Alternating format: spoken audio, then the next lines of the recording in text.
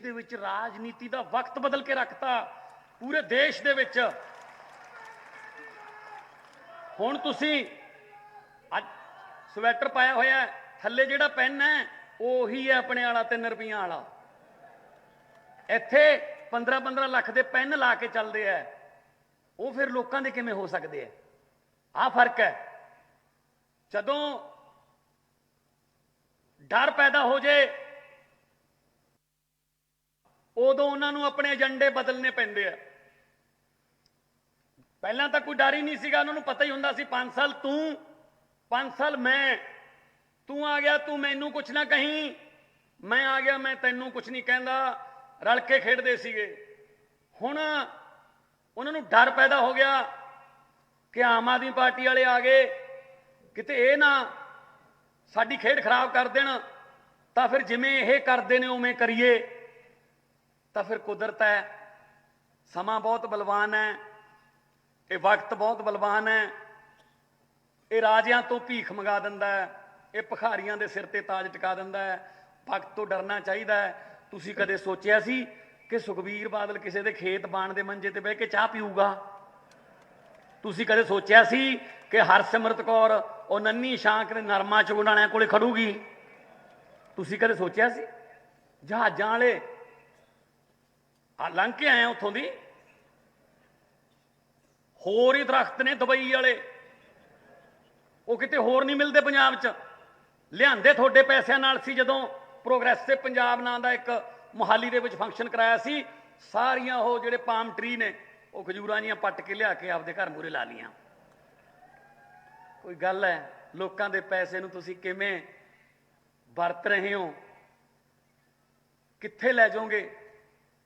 ਜਾਂ ਤਾਂ ਹੋਵੇ ਨਾਲ ਜਾਣਾ, ਫਿਰ ਤਾਂ ਇਕੱਠੇ ਕਰ ਲਓ। ਤੁਸੀਂ ਲੋਕਾਂ ਦੀਆਂ ਬਦਦੁਆਵਾਂ ਲੈ ਰਹੇ ਹੋ, ਇਸੇ ਕਰਕੇ ਆਹ ਹਾਲ ਹੈ। ਅੱਜ ਉਹਨਾਂ ਦੀਆਂ ਰੈਲੀਆਂ ਖਾਲੀ ਨੇ। ਅੱਜ ਯਕੀਨ ਨਹੀਂ ਕਰਦਾ ਕੋਈ ਉਹਨਾਂ ਤੇ, ਕਿਉਂਕਿ ਉਹ ਸੁਖਬੀਰ ਬਾਦਲ, ਉਹਦਾ ਕੋਈ ਪਤਾ ਨਹੀਂ ਕੀ ਬੋਲਦੇ, ਉਹਨੂੰ ਅਗਲੇ ਦਿਨ ਆਪ ਵੀ ਨਹੀਂ ਯਾਦ ਰਹਿੰਦਾ ਕੱਲ ਕੀ ਬੋਲਿਆ ਏ। ਉਹੀ ਗੱਲ ਹੈ, ਫਿਰ ਨਾ ਕਸੁੰਨ ਮਾਰਦਾ ਨਾ ਲੱਤ ਮਾਰਦਾ, ਰੱਬ ਜਦੋਂ ਮਾਰਦਾ ਮੱਤ ਮਾਰਦਾ। ਤੂੰ ਮੱਤ ਵੱਜੀ ਹੋਈ ਹੈ ਉਹਨਾਂ ਦੀ। ਹੁਣ ਕਿਸਾਨੀ ਬਿੱਲ ਆਏ, ਕਿਸਾਨੀ ਬਿੱਲ ਜਿਹੜੇ ਨੇ ਉਹਦੇ ਵਿੱਚ ਬੈਠੀ ਸੀ ਹਰਸਿਮਰਤ ਕੌਰ ਜਦੋਂ ਆਡੀਅנס ਬਣ ਕੇ ਆਏ ਸੀ 5 ਜੂਨ ਨੂੰ।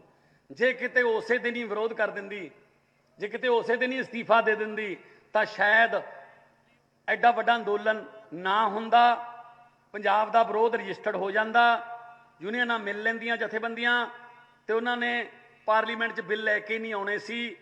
750 ਜਾਨਾਂ ਚਲੀਆਂ ਗਈਆਂ, ਹੋਰ ਕਿੰਨਾ ਨੁਕਸਾਨ ਹੋਇਆ ਉਹਦੀ ਗਿਣਤੀ ਮਿਣਤੀ ਹੈ ਨਹੀਂ। ਤੇ ਮਹੀਨਾ ਤਾਰੀਫ ਕਰੀ ਗਿਆ ਸਾਰਾ ਟੱਬਰ, ਬਹੁਤ ਸੋਹਣੇ ਬਿੱਲ ਨੇ, ਬੜੇ ਵਧੀਆ ਬਿੱਲ ਨੇ।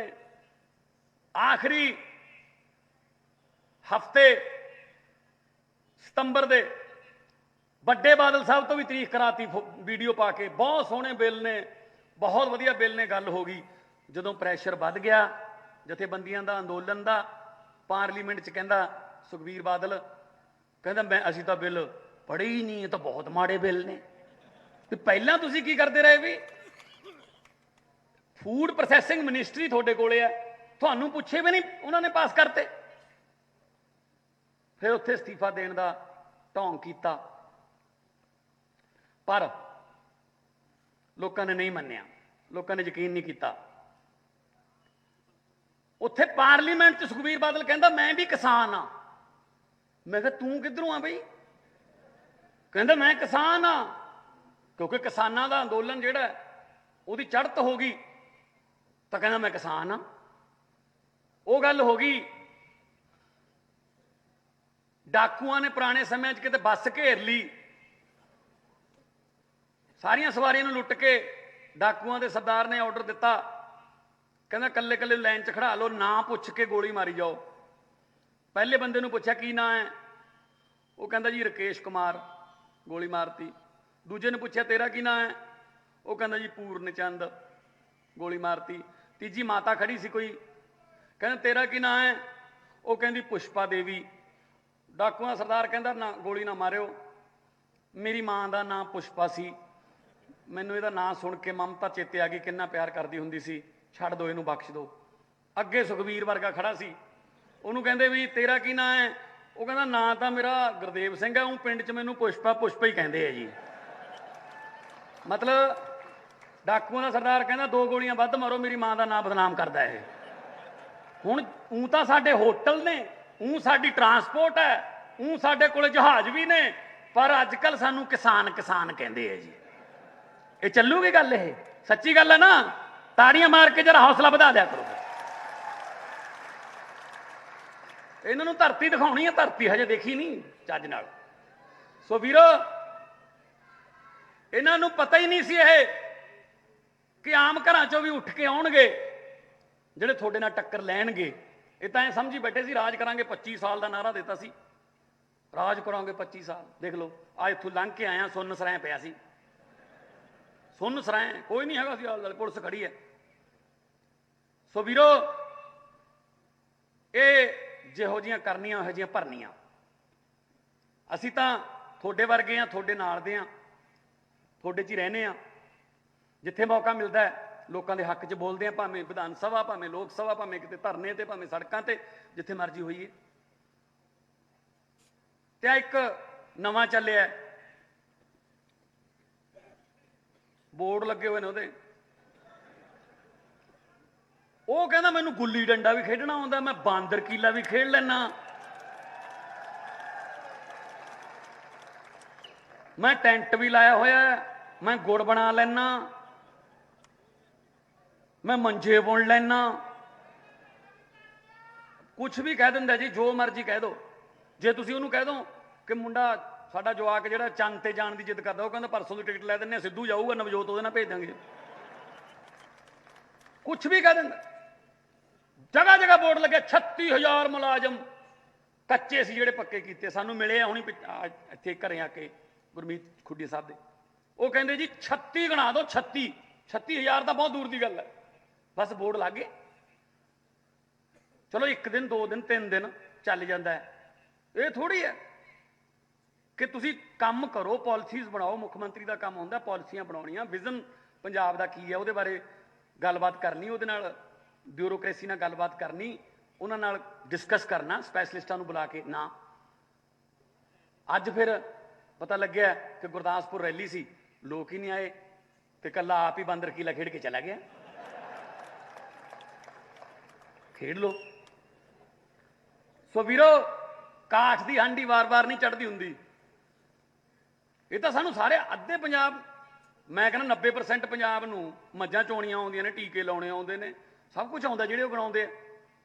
ਸਾਨੂੰ ਵੀ ਆਉਂਦਾ, ਪਿੰਡਾਂ 'ਚ ਜੰਮੇ ਆ, ਸਭ ਕੁਝ ਕੀਤਾ ਹੋਇਆ। ਪਰ ਇਹਦਾ ਮਤਲਬ ਇਹ ਥੋੜੀ ਹੈ ਕਿ ਵੀ ਇਹੀ ਕ੍ਰਾਈਟੇਰੀਆ ਰੱਖਿਆ ਕਿ ਬਸ ਮੈਂ ਤਾਂ ਹੀ ਰਹੂੰਗਾ। ਤੇ ਨਾਲੇ ਹਿਸਾਬ ਕੀ ਦਿੰਦੇ ਆ? 80 ਦਿਨ ਦਾ। ਆ 80 ਦਿਨ ਦਾ ਰਿਪੋਰਟ ਕਾਰਡ ਹੈ ਜੀ, ਇਹਨੂੰ ਦੇਖ ਕੇ ਹੁਣ ਅਗਲੇ 5 ਸਾਲ ਦੇ ਦਿਓ। ਵੀ ਪੌਣੇ 5 ਸਾਲ ਪਿਛਲੇ ਕਿੱਧਰ ਕੱਢੋਗੇ ਤੁਸੀਂ? ਕੈਪਟਨ ਵਾਲੇ ਘਰ ਘਰ ਨੌਕਰੀ ਦੀ ਗੱਲ ਕੀਤੀ ਸੀ, ਤੁਹਾਡੇ ਕੋਲੇ ਹਜੇ ਵੀ ਕਾਰਡ ਪਏ ਹੋਣੇ ਜੇਬਾਂ 'ਚ। ਕੈਪਟਨ ਨੇ ਸਹੁੰ ਚੱਕੀ, ਤੁਹਾਡੀ ਨੌਕਰੀ ਪੱਕੀ ਹੋ ਗਈ ਨਾ। ਕਰਜ਼ੇ ਮਾਫ ਕਰਾਂਗੇ ਸਾਰੇ, ਹੋ ਗਏ। 2500 ਰੁਪਏ ਬੁਢਾਪਾ ਪੈਨਸ਼ਨ, 51,000 ਰੁਪਏ ਸ਼ਗਨ ਸਕੀਮ ਕਿੱਥੇ ਹੈ? ਕਿਤੇ ਨਹੀਂ, ਕੁਛ ਨਹੀਂ। ਸਭ ਮਹਿਲਾਂ 'ਚ ਬੈਠੇ ਰਹੇ 4.5 ਸਾਲ। ਉਸ ਤੋਂ ਬਾਅਦ ਕਹਿੰਦੇ ਚੰਗਾ ਵੀ ਅਸੀਂ ਤਾਂ ਹੁਣ ਬੰਦਾ ਬਦਲ ਦਿੰਨੇ ਆ। ਇਹ ਚੰਨੀ ਦਾ ਤੇ ਸੁਖਵੀਰ ਦਾ ਇੱਕ ਸੁਭਾਅ ਮਿਲਦਾ ਇਹਨਾਂ ਦਾ।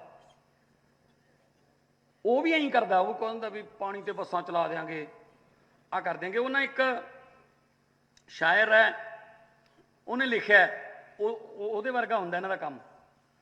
ਉਹ ਕਹਿੰਦਾ ਰਾਵੀ ਚੋਂ ਨਿਕਲੀਆਂ 3 ਨਹਿਰਾਂ, ਰਾਵੀ ਚੋਂ ਨਿਕਲੀਆਂ 3 ਨਹਿਰਾਂ, 2 ਸੁੱਕੀਆਂ 1 ਵਗਈ ਨਾ। ਇਹਦਾ ਮਤਲਬ 3 ਹੀ ਸੁੱਕੀਆਂ ਨੇ, ਵਗਈ ਨਾ ਕਹਿ ਕੇ ਥੋੜਾ ਜਿਹਾ ਗੱਲ ਬਦਲਤੀ। ਰਾਵੀ ਚੋਂ ਨਿਕਲੀਆਂ 3 ਨਹਿਰਾਂ, 2 ਸੁੱਕੀਆਂ 1 ਵਗਈ ਨਾ। ਜਿਹੜੀ ਵਗਈ ਨਾ ਉਹ 'ਚ ਨਹਾਉਣ ਗਏ 3 ਬੰਦੇ, 2 ਡੁੱਬ ਗਏ, 1 ਲੱਭੇ ਹੀ ਨਾ।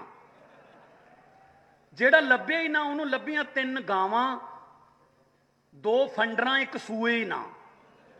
ਜਿਹੜੀ ਸੂਏ ਹੀ ਨਾ ਉਹਨੇ ਦਿੱਤੇ 3 ਬੱਚੇ, 2 ਲਾਂਗੜੇ, ਇੱਕ ਉੱਠੇ ਹੀ ਨਾ। ਜਿਹੜਾ ਉੱਠੇ ਹੀ ਨਾ ਉਹਦੀ ਕੀਮਤ 3 ਰੁਪਏ, 2 ਖੋਟੇ, ਇੱਕ ਚੱਲੇ ਹੀ ਨਾ। ਜਿਹੜਾ ਚੱਲੇ ਹੀ ਨਾ ਉਹਨੂੰ ਦੇਖਣ ਆਏ 3 ਸੁਨਿਆਰੇ, 2 ਅੰਨੇ, ਇੱਕ ਨੂੰ ਦਿਸੇ ਹੀ ਨਾ। ਜਿਹਨੂੰ ਦਿਸੇ ਹੀ ਨਾ ਉਹਦੇ ਮਾਰੀਆਂ 3 ਮੁੱਕੀਆਂ, 2 ਖੁੱਸ ਗਈਆਂ, ਇੱਕ ਵੱਜੀ ਨਾ। ਲੈ ਆ ਚੰਨੀ ਤੇ ਸੁਖਬੀਰ ਹੈ, ਕੱਖ ਨਹੀਂ ਨਿਕਲਦਾ, ਗੱਲਾਂ ਨੇ ਬਸ। ਸੋ ਅਸੀਂ ਜੋ ਕਹਿੰਦੇ ਆ ਉਹ ਕਰਦੇ ਆ। ਅਸੀਂ ਕਹਿੰਦੇ ਹੀ ਉਹ ਆ ਜਿਹੜੇ ਅਸੀਂ ਕਰ ਸਕਦੇ ਆ। ਨਹਿਰਾਂ ਦੀ ਗੱਲ ਕੀਤੀ ਹੈ ਖੁੱਡੀਆਂ ਸਾਹਿਬ। ਦਿੱਲੀ ਦੇ ਵਿੱਚ ਪਾਣੀ ਫ੍ਰੀ ਹੈ, ਸਾਡੇ ਖੇਤਾਂ ਦੇ ਵਿੱਚ ਸਾਨੂੰ ਬਿੱਲ ਆਉਂਦੇ ਨੇ। ਇਹ ਤੁਹਾਡਾ ਪੁਆਇੰਟ ਅਸੀਂ ਨੋਟ ਕਰ ਲਿਆ ਜਿਹੜਾ। ਤੇ ਬਾਕੀ ਇੰਜੀਨੀਅਰਿੰਗ ਕਾਲਜ ਵਾਲਾ ਅੱਜ ਵੀ ਬੈਠੇ ਨੇ ਉਹ ਮਲੋਟ ਵਾਲੇ ਚੌਂਕ 'ਚ, ਉਹ ਵਿਰੋਧ ਕਰ ਰਹੇ ਨੇ, ਤਨਖਾਹ ਨਹੀਂ ਮਿਲੀ। ਹਾਲਾਂਕਿ ਹਾਇਰ ਐਜੂਕੇਸ਼ਨ ਮਿਨਿਸਟਰ ਚੰਨੀ ਸਾਹਿਬ, ਟੈਕਨੀਕਲ ਐਜੂਕੇਸ਼ਨ ਮਿਨਿਸਟਰ ਉਹੀ ਰਹੇ ਨੇ। ਉਹਨਾਂ ਦਾ ਆਪਦੇ ਸਾਈਨ ਕੀਤੇ ਹੋਏ ਮੰਗ ਪੱਤਰ ਦੇ ਕੇ ਗਏ 1 ਕਰੋੜ ਰੁਪਏ ਦਾ, ਉਹ ਨਹੀਂ ਮਿਲਿਆ ਹਜੇ ਤੱਕ। ਹੋਰ ਕਿੱਥੇ ਕੀ ਮਿਲੂਗਾ? ਸੋ ਵੀਰੋ, ਇਹਨਾਂ ਦੀਆਂ ਗੱਲਾਂ 'ਚ ਨਾ ਆਇਓ। ਇਹਨਾਂ ਨੂੰ ਦੱਸ ਦਿਓ ਕਿ ਅਸੀਂ ਤੁਹਾਡੇ ਨਾਲ ਕੋਈ ਰਜਿਸਟਰੀ ਨਹੀਂ ਕਰਵਾਈ, ਅਸੀਂ ਤੁਹਾਡੇ ਨਾਲ ਕੋਈ ਐਫੀਡੈਵਿਟ ਨਹੀਂ ਦਿੱਤੇ ਕਿ ਅਸੀਂ ਤੱਕੜੀਆਂ ਤੇ ਪੰਜਿਆਂ 'ਚ ਹੀ ਫਸੇ ਰਹਿਣਾ। ਅਸੀਂ ਪੰਜਿਆਂ ਤੇ ਤੱਕੜੀਆਂ 'ਚੋਂ ਬਾਹਰ ਨਿਕਲਣਾ ਤੇ ਬਾਹਰ ਨਿਕਲ ਕੇ ਇੱਕ ਵਾਰੀ ਤੁਸੀਂ ਇਹਨਾਂ ਦੇ ਪੰਜਿਆਂ 'ਚੋਂ ਤੱਕੜੀਆਂ 'ਚੋਂ ਬਾਹਰ ਆ ਗਏ, ਇੱਕ ਵਾਰੀ ਦੁਬਾਰਾ ਤੁਹਾਨੂੰ ਦਿੱਲੀ ਵਾਂਗੂ ਸੋਚਣ ਦੀ ਲੋੜ ਵੀ ਨਹੀਂ ਪੈਣੀ। ਤੁਸੀਂ ਕਿਹਾ ਕਰੋ ਪਰੇ ਹੋ ਜਾਓ ਜੀ, ਸਾਡੇ ਕੋਲ ਤਾਂ ਵਧੀਆ ਠੀਕ ਹੋ ਗਿਆ ਸਾਡਾ ਤਾਂ ਕੰਮ। ਇਹ ਗੱਲ ਦੀ ਅਸੀਂ ਗਰੰਟੀ ਦਿੰਦੇ ਆ ਕਿ ਜੋ ਕਹਾਂਗੇ ਉਹ ਕਰਾਂਗੇ। ਅਸੀਂ ਕੋਈ ਹਵਾ 'ਚ ਸ਼ੁਰਲੀਆਂ ਨਹੀਂ ਛੱਡਦੇ, ਕਿਉਂਕਿ ਬਹੁਤ ਜ਼ਿਆਦਾ ਸਮਾਂ ਵੀ ਹੋ ਗਿਆ। ਦਿੱਲੀ ਇਹਨਾਂ ਦੇ ਮੀਟਿੰਗਾਂ ਕੇਜਰੀਵਾਲ ਸਾਹਿਬ ਦੀਆਂ ਨੇ। ਮੈਂ ਚਾਹੂੰਗਾ ਪਹਿਲਾਂ ਤਾਂ ਦੋਨੋਂ ਹੱਥ ਉੱਪਰ ਚੱਕ ਕੇ 2 ਨਾਅਰੇ ਸ਼ਹੀਦਾਂ ਦੇ ਨਾਂ ਦੇ, ਇਨਕਲਾਬ ਜਿੰਦਾਬਾਦ ਦੇ, ਤਾਂ ਕਿ ਸ਼ਹੀਦਾਂ ਦੀ ਆਤਮਾ ਨੂੰ ਥੋੜ੍ਹਾ ਜਿਹਾ ਸ਼ਾਂਤੀ ਮਿਲੇ ਕਿ ਹੈਗੇ ਨੇ ਹਜੇ ਜਿਨ੍ਹਾਂ ਨੇ ਪਿੰਡਾਂ 'ਚ ਸਾਡੇ ਵਾਲਾ ਦੀਵਾ ਬੁਝਣ ਨਹੀਂ ਦਿੱਤਾ, ਇਨਕਲਾਬ ਵਾਲਾ। ਇਸ ਇਨਕਲਾਬ ਵਾਲੇ ਦੀਵੇ 'ਚ ਸਾਨੂੰ ਤੇਲ ਦੀ ਥਾਂ ਤੇ ਭਾਵੇਂ ਖੂਨ ਪਾਉਣਾ ਪੈ ਜੇ, ਪਰ ਅਸੀਂ ਇਹ ਦੀਵਾ ਬੁਝਣ ਨਹੀਂ ਦੇਣਾ। ਦੋਨੋਂ ਹੱਥ ਉੱਪਰ ਚੱਕ ਕੇ 2 ਨਾਅਰੇ ਲਾ ਦਿਓ, ਇਨਕਲਾਬ, ਇਨਕਲਾਬ, ਬੋਲੇ ਸੋ ਨਿਹਾਲ। ਮੈਂ ਹੁਣ ਬੇਨਤੀ ਕਰੂੰਗਾ ਦੇਸ਼ ਦੇ ਸਭ ਤੋਂ ਵੱਧ ਹਰਮਨ ਪਿਆਰੇ ਤੇ ਕ੍ਰਾਂਤੀਕਾਰੀ ਮੁੱਖ ਮੰਤਰੀ ਅਰਵਿੰਦ ਕੇਜਰੀਵਾਲ ਜੀ ਨੂੰ ਉਹ ਸਟੇਜ ਤੇ ਆਉਣ। ਜ਼ੋਰਦਾਰ ਤਾੜੀਆਂ ਦੇ ਨਾਲ ਉਹਨਾਂ ਦਾ ਸਵਾਗਤ ਕਰੋ ਤੇ ਉਹ ਤੁਹਾਡੇ ਨਾਲ ਇਸ ਹਲਕੇ ਬਾਰੇ ਤੇ ਆਉਣ ਵਾਲੇ ਪੰਜਾਬ ਦੇ ਭਵਿੱਖ ਬਾਰੇ ਕੁਝ ਵਿਚਾਰਾਂ ਸਾਂਝੀਆਂ ਕਰਨ। ਕੇਜਰੀਵਾਲ ਸਾਹਿਬ ਇਹ ਸਨਮਾਨਿਤ ਕੀਤਾ ਜਾ ਰਿਹਾ ਹੈ ਗੁਰਮੀਤ ਸਿੰਘ ਖੁੱਡੀਆ ਸਾਹਿਬ ਵੱਲੋਂ। ਜ਼ੋਰਦਾਰ ਤਾੜੀਆਂ ਨਾਲ ਸਵਾਗਤ ਕਰੋ।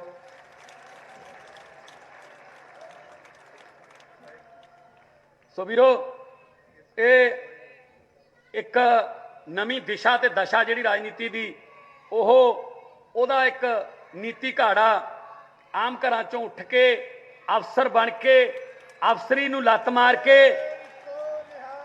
ਤੇ ਐਡੇ ਐਡੇ ਰਾਜਨੀਤਿਕ ਘਰਾਣਿਆਂ ਨਾਲ ਪੰਗਾ ਲਿਆ ਤੇ ਜੇਤੂ ਹੋ ਕੇ ਨਿਕਲੇ। ਤੀਜੀ ਵਾਰ ਦੇ ਦਿੱਲੀ ਦੇ ਮੁੱਖ ਮੰਤਰੀ ਅਰਵਿੰਦ ਕੇਜਰੀਵਾਲ ਜੀ ਤੁਹਾਡੇ ਸਾਹਮਣੇ ਤੁਹਾਨੂੰ ਸੰਬੋਧਨ ਕਰਨਗੇ। ਜ਼ੋਰਦਾਰ ਤਾੜੀਆਂ ਨਾਲ ਉਹਨਾਂ ਦਾ ਸਵਾਗਤ ਕਰੋ।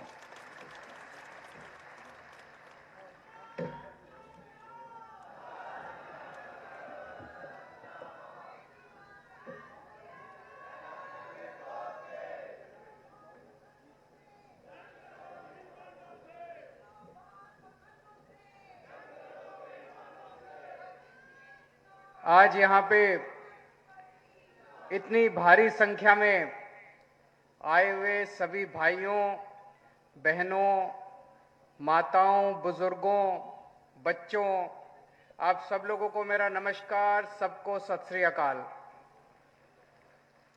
वाहिगुरु जी का खालसा, वाहिगुरु जी की फतेह। दोस्तों, आजकल पंजाब में कांग्रेस की सरकार है। पहले कैप्टन साहब मुख्यमंत्री थे। कैप्टन साहब ने पिछले चुनाव में खूब वादे किए, झूठे झूठे वादे किए। सबको नौकरी दूंगा, एक भी आदमी को 5 साल में नौकरी नहीं दी। उन्होंने कहा बुढ़ापा पेंशन बढ़ाऊंगा, बुढ़ापा पेंशन भी नहीं बढ़ाई। उन्होंने कहा कर्जे माफ करूंगा, एक भी किसान का कर्जा माफ नहीं किया। उन्होंने कहा स्मार्टफोन दूंगा, एक भी स्मार्टफोन नहीं दिया। जब कांग्रेस को लगने लगा कि कैप्टन साहब से तो हार जाएंगे, तो अभी 3 महीने पहले उन्होंने चन्नी साहब को मुख्यमंत्री बना दिया। अब चन्नी साहब ने नए नए ऐलान करने चालू किए हैं, रोज नए नए ऐलान करते हैं। लेकिन एक बात जरूर है, इससे बड़ी भारत के इतिहास में नौटंकीबाज और ड्रामेबाज सरकार आज तक हमने नहीं देखी।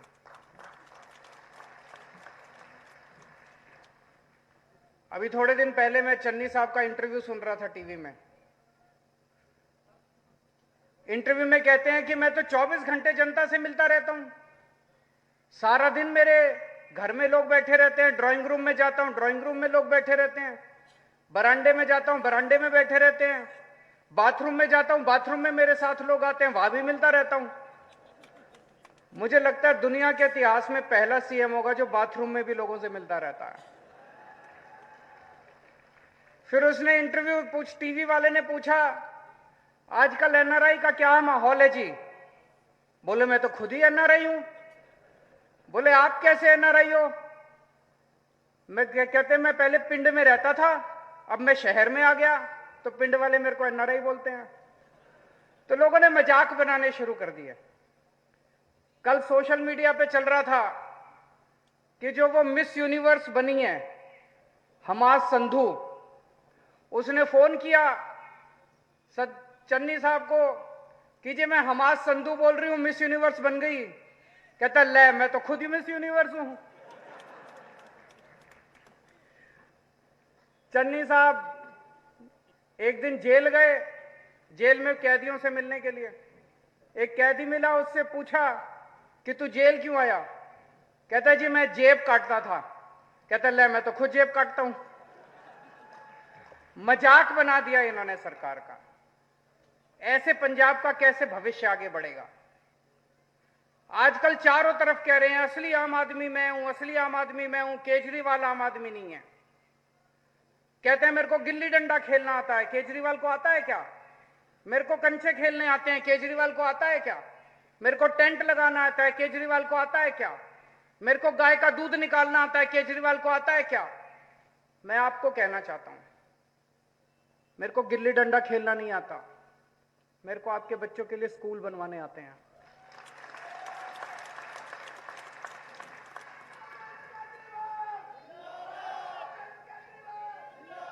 मेरे को कंचे खेलने नहीं आते, आपके परिवार का इलाज करने के लिए अस्पताल और मोहल्ला क्लिनिक बनाने आते हैं।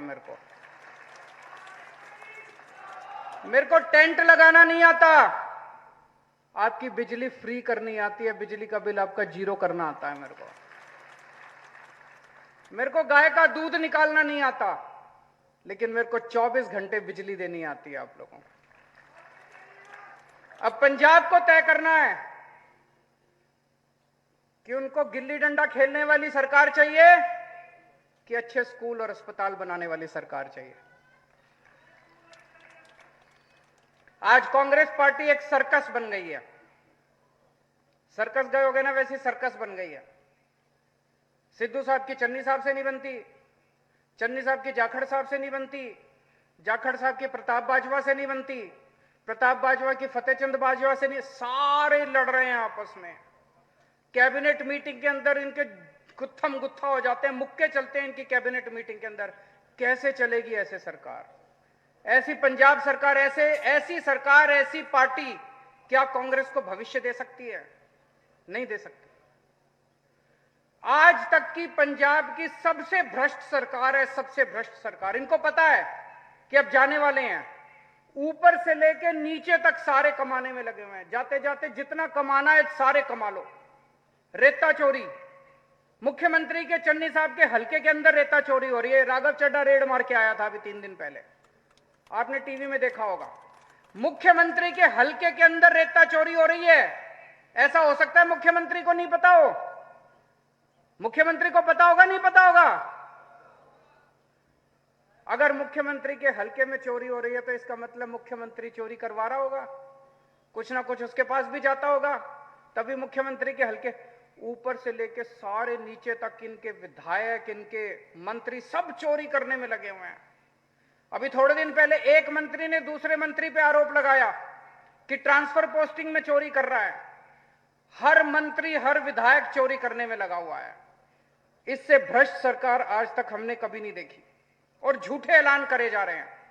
चन्नी साहब कहते हैं मैंने रेता 5 रुपए फुट कर दिया। मिल रहा है रेता 5 रुपए फुट कहीं पे? चन्नी साहब कह रहे हैं मैंने 100 रुपए केबल के कर लिए, केबल वाला 100 रुपए ले रहा है। चन्नी साहब कहते हैं मैंने बिजली फ्री कर दी, 0 बिजली का बिल कर दिया। बिजली का बिल आ रहा है, नहीं आ रहा है? एक के बाद एक सारे झूठे वादे करते जा रहे हैं। मुझे बड़ी खुशी, आज इतनी सारी मां बहनें आई हुई हैं। हमारी सरकार बनने के बाद हर बेटी, हर मां, हर बहन के अकाउंट में हर महीने 1000 रुपए डलवाएंगे। डलवाने चाहिए नहीं डलवाने चाहिए? मां जी हाथ खड़े करके बता दो, डलवाने चाहिए नहीं डलवाने चाहिए? जब से मैंने ऐलान करा है, मेरे को खूब गालियां दे रहे हैं ये सारी पार्टी वाले, ये सारे नेता खूब गालियां दे रहे हैं कि अगर हर औरत के अकाउंट में 1000 रुपए डलवा दिए तो सरकारी खजाना खाली हो जाएगा। अरे सरकारी खजाना तो तुम लोगों ने खाली कर दिया, लूट लिया तुम लोगों ने। जब तुम लोगों ने हजारों करोड़ रुपए लूटे तब सरकारी खजाना खाली नहीं हुआ, लेकिन अगर मेरी मां और बहन को 1000 रुपए महीना मिल जाए तब सरकार खजाना खाली हो जाएगा।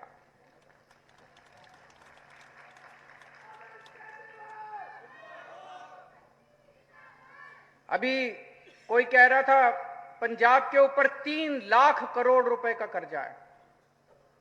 3 लाख करोड़ रुपए का कर्जा कैसे चढ़ा?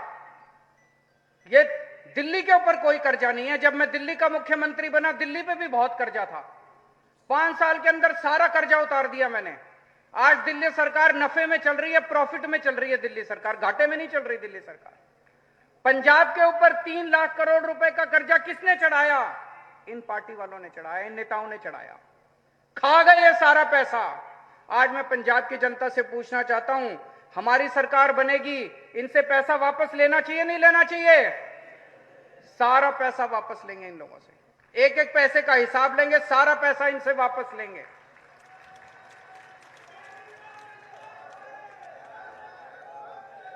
ये कहते हैं महिलाओं को 1000 रुपए देने का पैसा कहां से आएगा?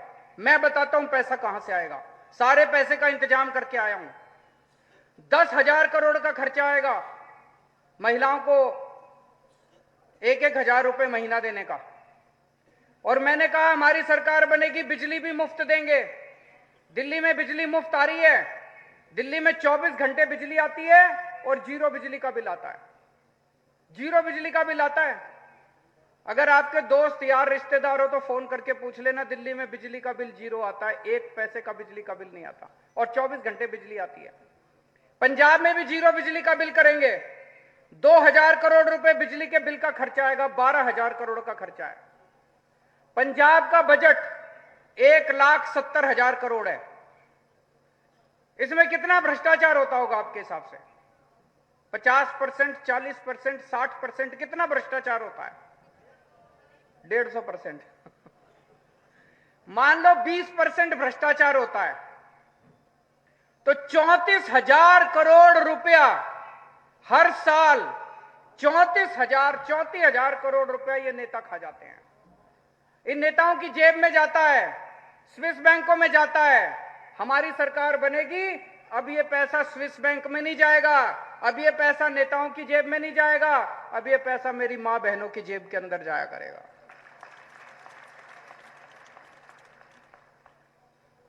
आप में से कितने लोग हैं जिनके रिश्तेदार दिल्ली में रहते हैं? कितने लोग हैं जिनके दोस्त यार रिश्तेदार दिल्ली में रहते हैं? दिल्ली के बारे में पता है या दिल्ली आप जाते आते रहते हो? आपने सुना है दिल्ली के अंदर स्कूल बहुत अच्छे हो गए? किस किस ने सुना है कि दिल्ली के स्कूल बहुत अच्छे हो गए? सबने सुना है कि दिल्ली के स्कूल बहुत अच्छे हो गए। पंजाब के स्कूल अच्छे होने चाहिए नहीं होने चाहिए? आपसे पूछना चाहता हूं।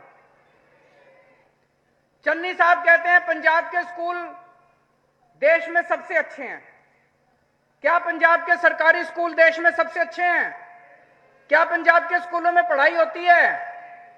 खंडर बने पड़े हैं पंजाब के स्कूल। क्या आप चाहते हो कि दिल्ली के जैसे अच्छे स्कूल होने चाहिए? कौन पार्टी कर सकती है दिल्ली के जैसे अच्छे स्कूल? केवल आम आदमी पार्टी कर सकती है।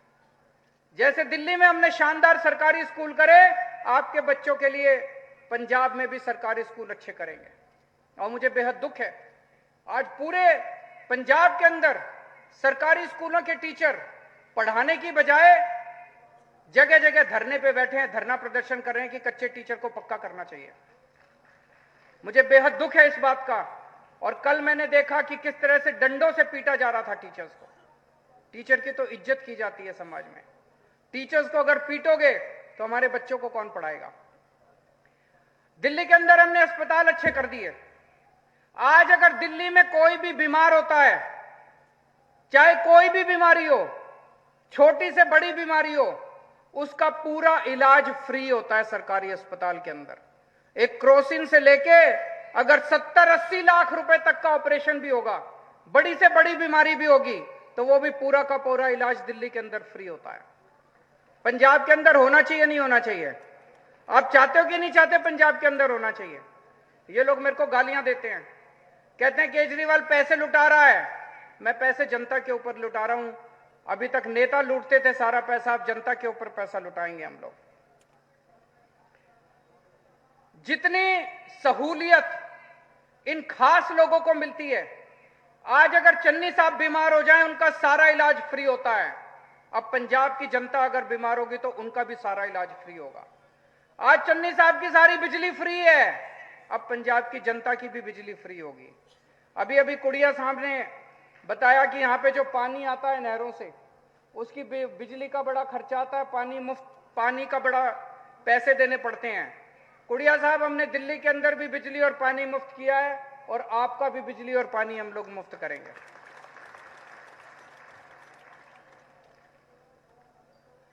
कांग्रेस चारों तरफ घूम घूम के कह रही है एससी भाईचारे के लोग हमें वोट दे दो, एससी भाईचारे के लोग हमें वोट दे दो। हमने एससी भाईचारे का मुख्यमंत्री बना दिया।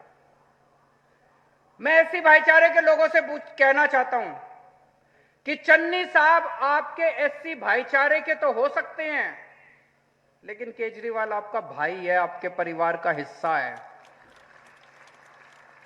अगर कल को आपके घर में कोई बीमार होगा तो चन्नी साहब काम नहीं आएंगे, केजरीवाल आपके बच्चे का इलाज कराएगा। अगर आपके बच्चे की कल पढ़ाई नहीं हो रही होगी, आपके बच्चे को आईएएस बनाना होगा, तो मैं और आप मिलकर आपके बच्चे को आईएएस बनाएंगे, चन्नी साहब काम नहीं आएंगे। मेरी आपसे केवल यही विनती है कि जितना प्यार और मोहब्बत पंजाब के लोगों ने हम लोगों को दी है, वो प्यार और मोहब्बत आप हमें देते रहिए। 1966 में पंजाब बना था। पहले पंजाब और हरियाणा एक ही सूबा होते थे। 1966 में पंजाब बना था। तब से लेके आज तक 25 साल पंजाब पे कांग्रेस ने राज किया, 19 साल पंजाब पे अकाली दल ने राज किया। आपने 25 साल कांग्रेस को दिए, 19 साल अकाली दल को दिए। मैं आपसे केवल 5 साल मांग रहा हूं। आप हमें 5 साल दे दो। अगर पसंद नहीं आए तो अगली बार हटा देना हम लोगों को।